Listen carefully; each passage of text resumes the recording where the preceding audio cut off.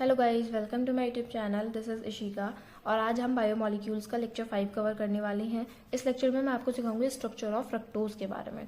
तो आपको पता है फ्रक्टोज का फॉर्मूला क्या होता है, C6H12O6।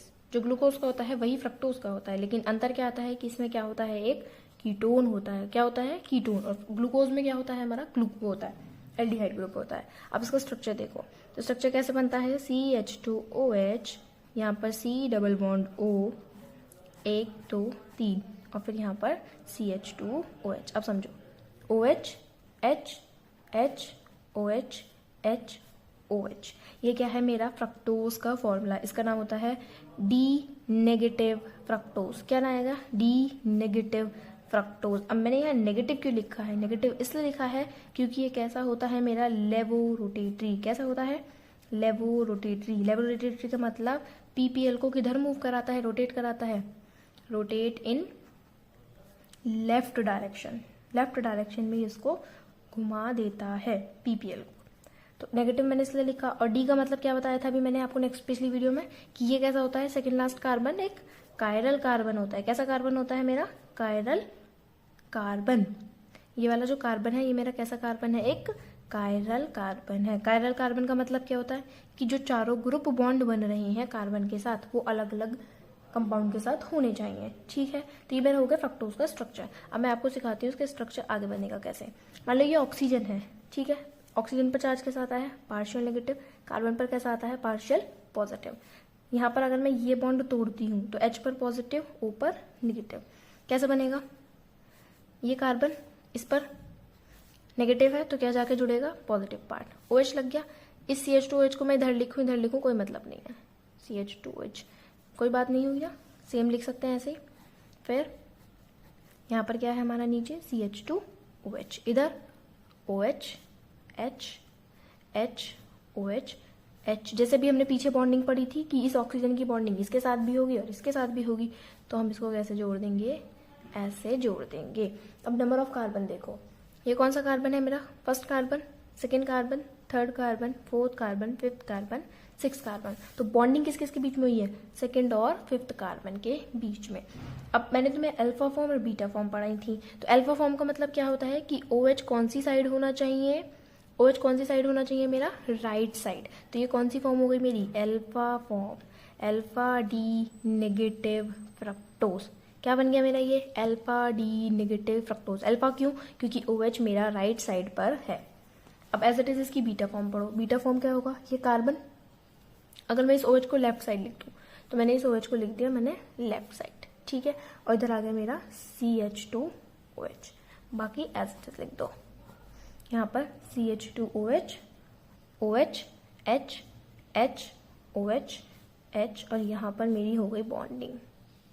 अब ऑक्सीजन वो OH कौन सी साइड आ गया मेरा, लेफ्ट साइड। तो ये कौन सी फॉर्म हो गई मेरी, beta form, beta D negative fructose. तो अल्फा फॉर्म और बीटा फॉर्म में सिर्फ अंतर क्या होता है कि हमारी OH की पोजीशन चेंज होगी। पहला OH राइट साइड पर होगा तो अल्फा फॉर्म, और अगर OH लेफ्ट साइड पर होगा तो बीटा फॉर्म। समझ आ गया, अल्फा डी फ्रक्टोज क्या होता है, बीटा डी फ्रक्टोज क्या होता है। अब जैसे हमने ग्लूकोज के साइक्लिक स्ट्रक्चर पढ़े थे वैसे ही हमारे फ्रक्टोज के साइक्लिक स्ट्रक्चर होते हैं। अब फ्रक्टोज के साइक्लिक स्ट्रक्चर के लिए आता है हमारा फ्यूरन। क्या आता है, फ्यूरन। उसमें आया था पायरन, इसमें क्या आएगा मेरा, फ्यूरन। अब फ्यूरन कैसा होता है, ये first carbon, second carbon, third carbon, fourth carbon, इसको क्या बोलते हैं हम, फ्यूरन। फ्यूरन में कितने कार्बन है, 4 कार्बन है और एक ऑक्सीजन है, 4 कार्बन एंड 1 ऑक्सीजन। 4 कार्बन और एक ऑक्सीजन है, तो इसको बोलेंगे फ्यूरन। अब ऐसे ही अल्फा फॉर्म और बीटा फॉर्म बनाओ। पहले ये कार्बन, इस पर OH, इधर इधर क्या है मेरा, CH2OH, और यहाँ आ गया CH2OH,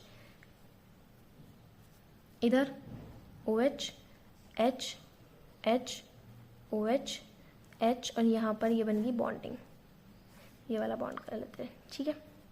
ये हो गई मेरी कौन सी form, alpha form. Alpha form हो गई, ये first carbon, second carbon, third carbon, fourth carbon, fifth carbon और सिक्स्थ कार्बन हो गया।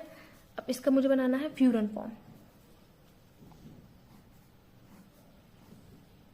ये बनेगी फ्यूरन, जैसे भी पीछे बताया था, लेफ्ट वाला टॉप पर, राइट वाला बॉटम पर।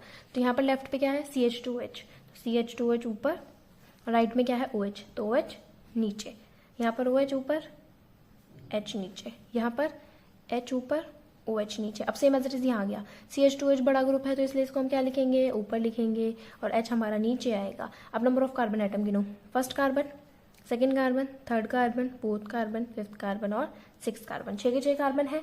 बॉन्डिंग किस किस के बीच में थी, ऑक्सीजन की सेकंड और फिफ्थ कार्बन के बीच में। तो यहाँ पर देखो सेकंड और फिफ्थ कार्बन के बीच में सेम बन गया, तो इसका नाम क्या होगा मेरा, अल्फा डी नेगेटिव फ्रक्टोफ्यूरानोज। उसमें क्या था, ग्लूकोपाइरानोज, यहाँ पर क्या हो गया, फ्रक्टोफ्यूरानोज। अल्फा फॉर्म बन गई, किसकी फॉर्म बन गई है, अल्फा फॉर्म, फ्रक्टोज की। ये हमारी साइक्लिक स्ट्रक्चर बन गई। अब आपने जैसे अल्फा फॉर्म बनाई है वैसे ही बीटा फॉर्म बनाओ। इस कार्बन पर OH किधर कर दूं, इधर कर दूं, तो ये मेरी बीटा फॉर्म बन जाएगी, CH2OH, और यहाँ आ गया मेरा CH2OH, OH H H OH H, और ये मेरा आ गया ऑक्सीजन के साथ बॉन्ड बन गया।